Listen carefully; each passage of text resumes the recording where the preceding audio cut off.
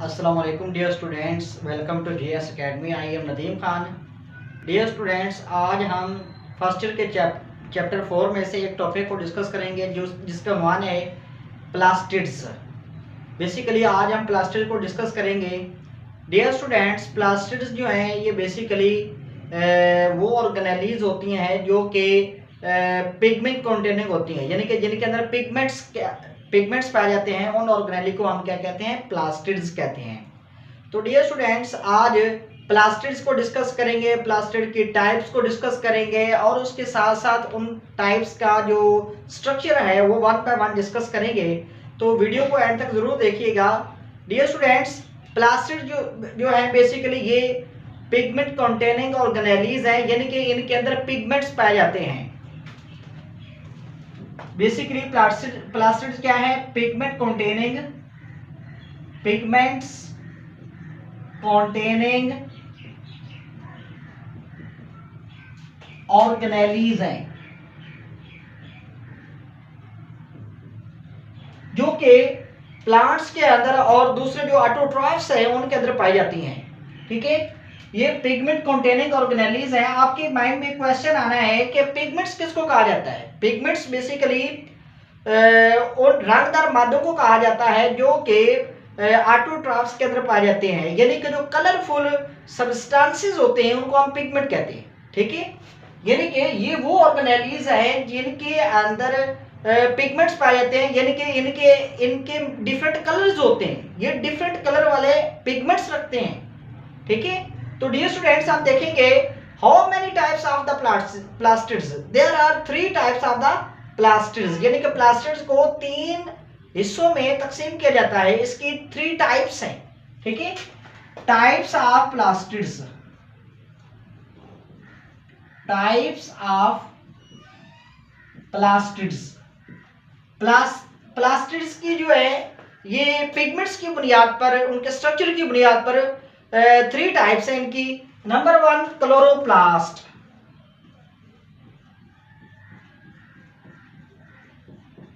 Number 2 chromoplast.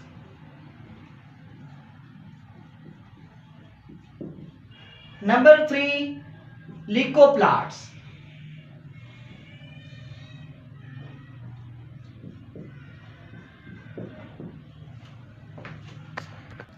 तो dear students, पहले हमारे पास आती है क्लोरोप्लास्ट. क्लोरोप्लास्ट को हम डिटेल के अंदर डिस्कस करते हैं. Basically chloroplast is the organelle which contain green pigment, यानी कि क्लोरोप्लास्ट जो होता है इसके अंदर कौन सा पिगमेंट पाया जाता है? ग्रीन. ये ग्रीन पिगमेंट कंटेनिंग ऑर्गेनेली है जो कि डबल मेम्ब्रेन होती है, यानी कि इसके अगर स्ट्रक्चर को देखा जाए तो वो स्ट्रक्चर के बुनियाद पर उसकी 2 मेम्ब्रेन होती हैं. ये डबल मेम्ब्रेन कंटेनिंग एक ऑर्गेनेली है जिसके अंदर ग्रीन पिगमेंट पाया जाता है और ये सबसे ज्यादा प्लांट्स के अंदर पाई जाती है, यानी कि जो ग्रीन लीव्स होते हैं उनके अंदर ये पाए जाते हैं. ठीक है, जितने भी प्लांट्स हैं उनका कलर जो होता है, जो लीव्स हैं उनका कलर ग्रीन क्यों होता है? क्योंकि उनके अंदर क्लोरोप्लास्ट जो होता है ये वाफिर मिकदार में पाया जाता है. ठीक है, इस वजह से इनके अंदर जो है इनका कलर जो होता है वो ग्रीन होता है. लीव्स जो होते हैं उनका कलर ग्रीन क्यों होता है? क्योंकि उनके अंदर क्लोरोप्लास्ट जो होता है ये वाफिर मिकदार में पाया जाता है. उसके अंदर एक ग्रीन पिगमेंट पाया जाता है जिसको हम क्लोरोफिल कहते हैं. क्लोरोफिल जो होता है बेसिकली ये सूरज की रोशनी को जज़ब करता है, एब्जॉर्ब करता है, देन उससे फोटोसिंथेसिस करते हैं. फोटोसिंथेसिस के प्रोसेस के जरिए से प्लांट जो है अपनी खुराक प्रोड्यूस करते हैं. तो डियर स्टूडेंट्स, अब हम इसके स्ट्रक्चर की तरफ देखेंगे कि जो क्लोरोप्लास्ट है इसका स्ट्रक्चर जो है वो किस तरह का है. Structure of chloroplast.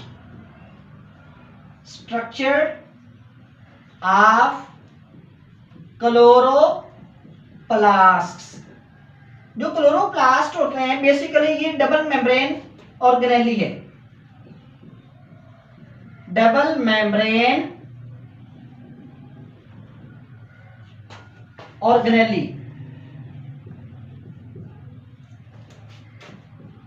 एंड इसके अंदर दूसरे नंबर पे क्या है? पहली चीज ये है कि इसकी जो मेम्ब्रेन होती है डबल होती है. आपके पास ये वाली जो मेम्ब्रेन है ये इसकी आउटर मेम्ब्रेन है,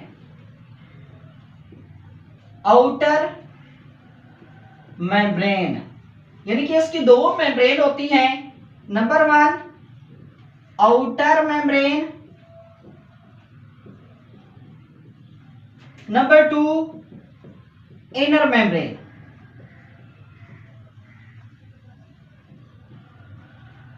ये वाली जो इसकी ये मेम्ब्रेन है इसको हम कहते हैं इनर मेम्ब्रेन।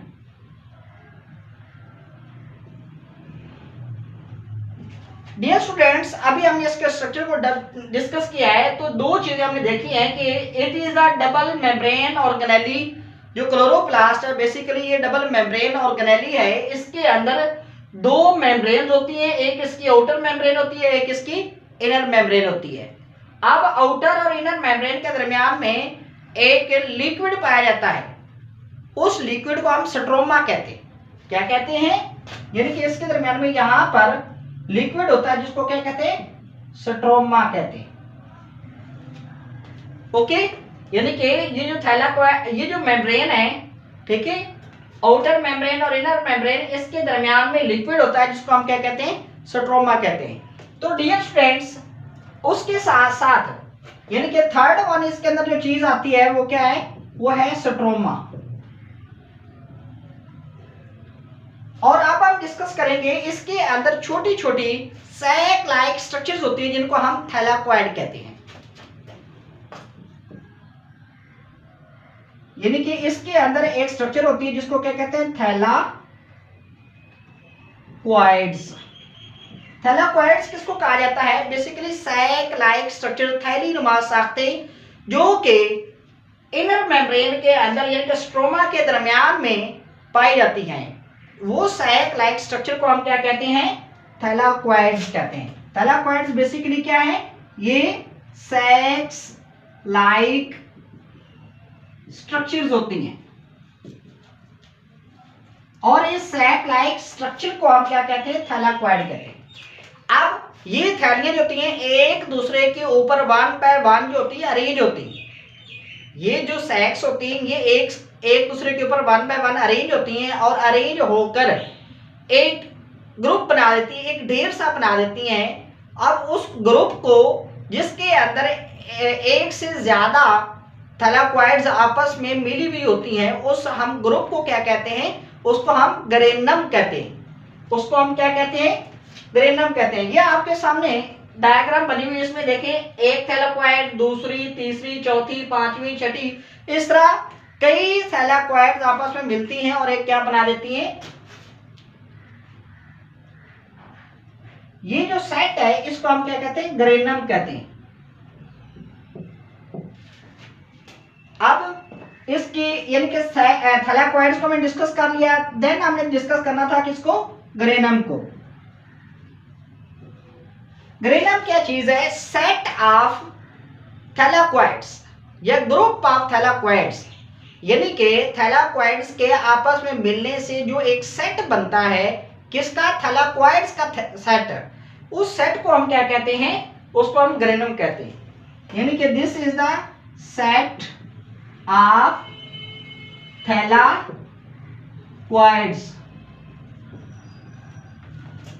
थैलाकोइड्स का जो सेट होता है उस सेट को हम क्या कहते हैं? ग्रेनम कहते हैं। यानी कि आपके पास ये एक ग्रेनम का सेट बना हुआ है, ग्रेनम का एक ग्रेनम के अंदर थैलाकोइड्स का सेट बना हुआ है। थैलाकोइड जो होती है ढेर की फॉर्म में है, एक ही जगह पर ग्रुप की फॉर्म में है, एक दो, अब अबाउट देखा जाए तो 50 thylakoids, 1 to 50 thylakoids combine together to form a granum. यानी कि एक ग्रेनम के अंदर तकरीबन 1 से लेकर 50 थैलाकोइड्स आपस में मिलती हैं और एक ग्रुप सा बना देती है। उस ग्रुप को, थैलाकोइड के ग्रुप को हम क्या कहते हैं? ग्रेनम कहते हैं। थैलाकोइड्स के ग्रुप को, थैलाकोइड के सेट को हम क्या कहते हैं? ग्रेनम कहते हैं। ठीक है, अच्छा, देन हम डिस्कस करेंगे डियर स्टूडेंट्स, इसकी जो मेम्ब्रेन होती है उसके अंदर कौन सा पिगमेंट पाया जाता है? जो थैलाकोइड मेम्ब्रेन होती हैं, इसकी ये वाली जो मेम्ब्रेन है, आपके सामने मैं ये एक थैली बना देता हूं। इसकी मेम्ब्रेन जो होती है उसके ऊपर एक पिगमेंट होता है जिसको हम क्या कहते हैं? क्लोरोफिल कहते हैं। तो डियर स्टूडेंट्स, इसके अंदर जो इसकी जो मेम्ब्रेन है, जो थैलाकोइड की मेम्ब्रेन है, उसके अंदर पिगमेंट पाया जाता है जिसको क्या कहते हैं, क्लोरोफिल होता है, कहते हैं क्लोरोफिल होता है। ये ग्रीन पिगमेंट होता है। ये कौन सा पिगमेंट होता है, ग्रीन होता है। इसका काम क्या होता है, बेसिकली ये फोटोसिंथेसिस करवाता है, फोटोसिंथेसिस, यानी कि इसके अगर फंक्शन को देखा जाए तो ये फोटोसिंथेसिस करवाता है। अब आपके माइंड में आना है कि कौन सा ऐसा पिगमेंट होता है जो प्लांट्स के लीव्स के अंदर पाया जाता है और लाइट को जज़ब करता है। बेसिकली वो क्लोरोफिल ही है। क्लोरोफिल जो होता है बेसिकली ये थैलाकोइड की मेम्ब्रेन के अंदर पाया जाता है। इसने क्या करना होता है, इसने सनलाइट को क्या करना होता है, एब्जॉर्ब करना होता है, और उसको एब्जॉर्ब करके जो लाइट रिएक्शन होता है उसको स्टार्ट करवाना होता है। यहाँ पर इंपॉर्टेंट आपको एक बात बताने लगा हूं, गौर से सुनिएगा। बेसिकली जो लाइट रिएक्शंस होते हैं वो थैलाकोइड की मेम्ब्रेन के ऊपर होते हैं, यानी कि ये जो थैलाकोइड की मेम्ब्रेन है इसके ऊपर कौन से रिएक्शन होते हैं, light reactions, light reactions, light reactions होते हैं। बेसिकली वो कहां पर होते हैं, वो थैलाकोइड की मेम्ब्रेन पर होते हैं। और एक और इंपॉर्टेंट चीज मैं स्ट्रोमा के हवाले से आपको बताने लगा हूं। स्ट्रोमा, बेसिकली जो स्ट्रोमा है ये एक लिक्विड पोर्शन होता है। ये क्या होता है, लिक्विड पोर्शन होता है, यानी कि लिक्विड पर मुश्तमिल वो लिक्विड जो कि क्लोरोप्लास्ट के अंदर पाया जाता है, जिसके अंदर ग्रेनम पाए जाते हैं, यानी कि जिसके अंदर ग्रेनम जो होते हैं सबमर्ज्ड होते हैं, उस लिक्विड को हम क्या कहते हैं, स्ट्रोमा कहते हैं। जो डार्क रिएक्शन है जिनको हम केल्विन साइकिल कहते हैं, डार्क रिएक्शन जो होते हैं बेसिकली वो कहां पर होते हैं, वो स्ट्रोमा के अंदर होते हैं। तो डियर स्टूडेंट्स, बेसिकली जो स्ट्रोमा है ये लिक्विड पोर्शन होता है जो कि क्लोरोप्लास्ट के अंदर पाया जाता है, और ये वो पोर्शन होता है जहां पर डार्क रिएक्शन होते हैं, डार्क रिएक्शंस।